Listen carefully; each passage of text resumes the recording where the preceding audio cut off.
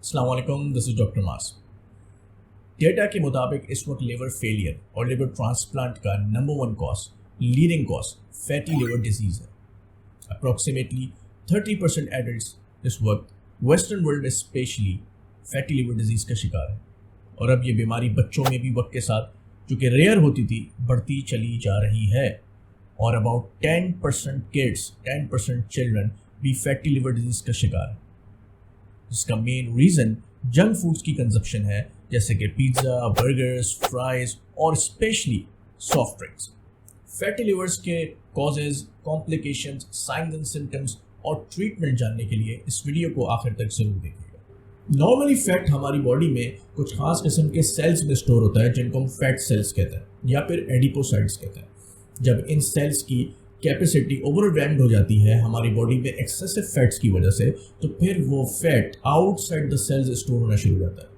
Mainly हमारे कुछ body organs के सराउंडिंग में, जिनमें पैंक्रियास के सराउंडिंग में, हार्ट के सराउंडिंग में और स्पेशली हमारे बेली रीजन में। हमारे बेली रीजन में around 4 to 6 litre fat store हो सकता है। ये फैट एक्टोपिक फैट कहलाता है और हमारी सेहत के लिए, हमारी बॉडी के ओवरऑल हेल्थ के लिए ये नुकसानदेह होता है। फैटी लिवर के पेशेंट्स में लिवर में भी मेजॉरिटी फैट एक्टोपिक फैट होता है, जो कि 3 डिफरेंट सोर्सेज से लिवर में आ सकता है।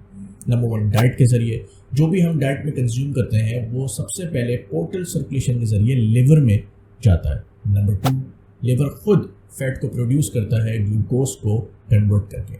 और नंबर 3, एक्टोपिक फैट का सोर्स वो एक्टोपिक फैट है जो कि हमारी बॉडी में डिफरेंट ऑर्गन्स के सराउंडिंग में स्टोर होता है। वही फैट फिर हमारे लिवर में भी डिपॉजिट होना शुरू हो जाता है।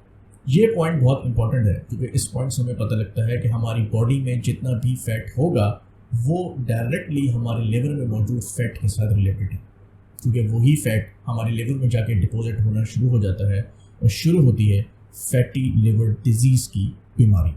अब हम बात करते हैं फैटी लिवर डिजीज़ के साइंस एंड सिम्टम्स के बारे में, यानी कि अलामात के बारे में। कैसे पता लगेगा किसी इंसान को कि उसको फैटी लिवर डिजीज़ की बीमारी है।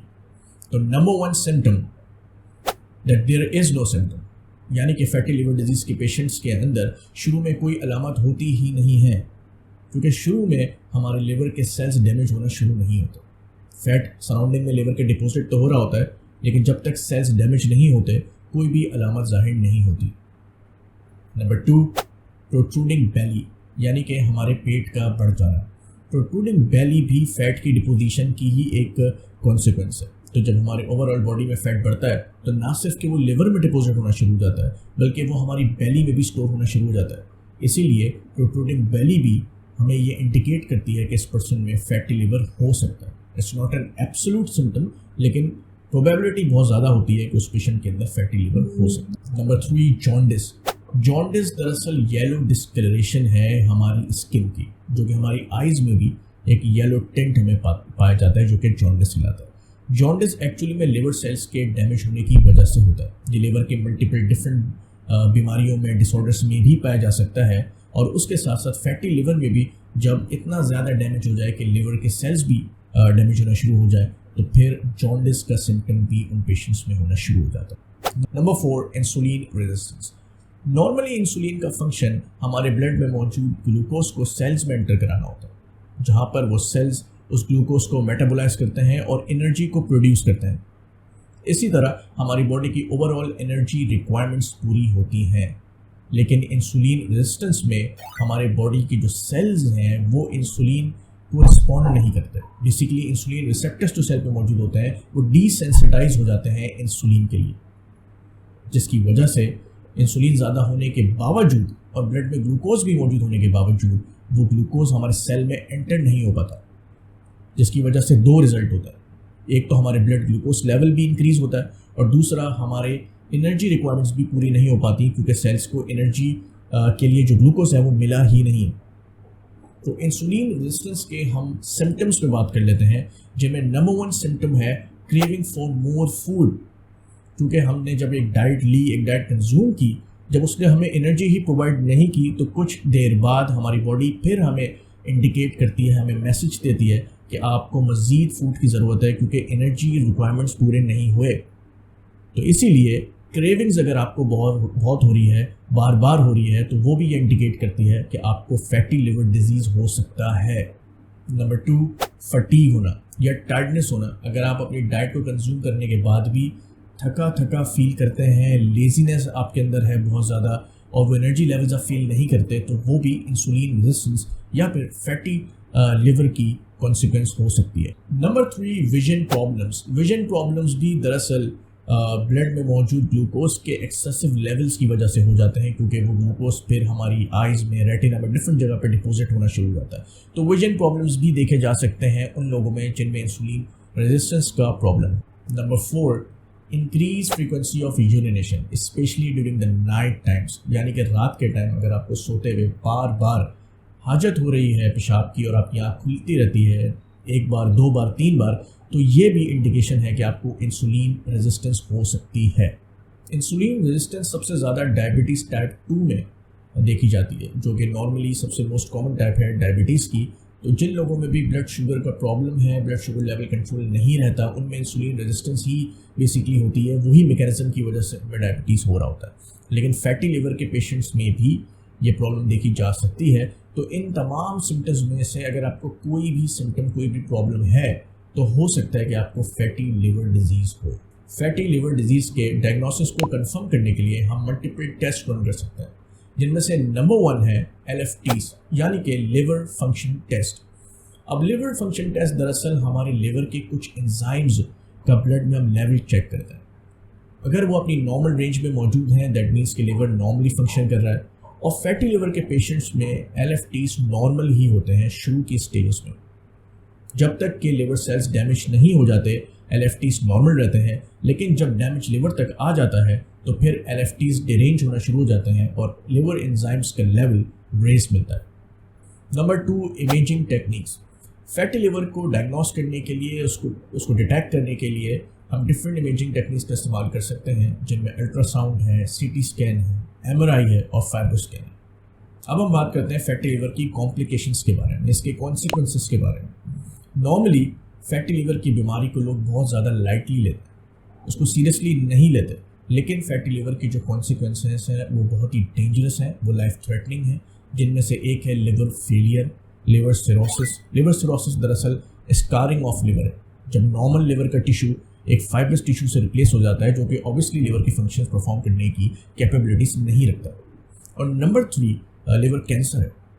इन तमाम कॉन्सिक्वेंसेस का एंड रिजल्ट यही है कि आपको लिवर ट्रांसप्लांट ही कराना पड़ेगा एक नॉर्मल लिविंग को मेंटेन करने के लिए। इसीलिए फैटी लिवर को सीरियसली लेना बहुत इंपॉर्टेंट है। अब फैटी लिवर को हम किस तरह रिवर्स कर सकते हैं या क्या ट्रीटमेंट है फैटी लिवर का, हम इस पर बात कर लेते हैं। 80% ट्रीटमेंट फैटी लिवर का हमारी डाइट के ज़रिए और हमारी लाइफस्टाइल चेंजेस के ज़रिए हो सकता है। डाइट की अगर पर्टिकुलरली बात कर ली जाए तो आपको लो कार्ब डाइट कंज्यूम करनी है, यानी कि वो डाइट जिसके अंदर कार्बोहाइड्रेट का लेवल बहुत मिनिमम हो। हमारी डाइट, हमारा खाना मेनली वेजिटेबल्स पे यानी सब्जियों पर मुश्तमिल होना चाहिए। इसके अलावा सिट्रस फ्रूट यानी कि एप्पल, ऑरेंजेस, लेमन और इसके अलावा ग्रेप्स को भी हम अपनी डाइट में इस्तेमाल कर सकते हैं। इसके अलावा हम प्रोटीन इंटेक ले सकते हैं, जैसे कि चिकन ले सकते हैं, लेकिन वो बहुत ही मिनिमम ऑयल के साथ होनी चाहिए, क्योंकि फैटी लिवर के पेशेंट्स में ऑयल और कार्ब्स बहुत ही मिनिमम होने चाहिए। Number 2, exercise. एक्सरसाइज बहुत इंपॉर्टेंट रोल प्ले करती है इस बीमारी को रिवर्स करने में, लेकिन एक्सरसाइज को सही तरीके से करना है, यानी कि तब तक करना है जब तक कि स्वेटिंग हो। स्वेटिंग हमें इंडिकेट करती है कि हमारी जो फैट है, हमारी जो कैलोरीज है, वो बर्न हो रही है। तो एक्सरसाइज और डाइट, ये 2 बहुत इंपॉर्टेंट चीज़ें हैं जो फैटी लिवर को रिवर्स करने में एक इम्पॉर्टेंट रोल प्ले कर सकती हैं। इसके अलावा हम अपने डाइट में कुछ सप्लीमेंट्स को भी ऐड कर सकते हैं, जैसे कि एप्पल साइडर विनेगर यानी कि सेब का सिरका। एप्पल साइडर विनेगर के बेनिफिट्स के बारे में मैं ऑलरेडी एक वीडियो बना चुका हूं, जिसमें मैंने डिटेल में एप्पल साइडर विनेगर के बेनिफिट्स भी बताए हैं और उसको कैसे कंज्यूम करना है, अपनी डाइट में कैसे इनकॉर्पोरेट करना है, उसका तरीका भी बताया। अगर आपने वो वीडियो नहीं देखी तो ऊपर लिंक शो हो रहा होगा, उसको क्लिक करके आप डायरेक्टली इस वीडियो पे जा सकते हैं और इस वीडियो को देख सकते हैं। और वीडियो के आखिर में हम बात करेंगे उन चीज़ों के बारे में जो हमें डाइट में अवॉइड करनी है, और ये हमारे डाइट में कौन सी चीज़ें हमें इस्तेमाल करनी है उससे भी ज़्यादा इम्पॉर्टेंट है कि कौन सी चीज़ें फैटी लिवर के पेशेंट को अवॉइड करनी है, यानी परहेज़ करनी है। Number 1, alcohol. अल्कोहल यानी कि शराब लिवर के किसी भी डिसऑर्डर के लिए जहर साबित हो सकती है, वो उसको मज़ीद वर्सन कर देती है। इसीलिए सबसे पहली चीज़ जो हमें अवॉइड करनी है वो है अल्कोहल। Number 2, sugar. शुगर यानी चीनी ग्लूकोज और फ्रक्टोज से मिलकर बनती है। फ्रक्टोज किसी भी दूसरे न्यूट्रिएंट से ज़्यादा ख़तरनाक होता है लिवर के लिए, स्पेशली फैटी लिवर डिसऑर्डर की बीमारी में। तो इसीलिए चीनी का इस्तेमाल आपने बिल्कुल भी नहीं करना। इसके अलावा बेकरी आइटम्स का इस्तेमाल जैसे कि ब्रेड का इस्तेमाल भी आपने बहुत ही मिनिमम कर देना है।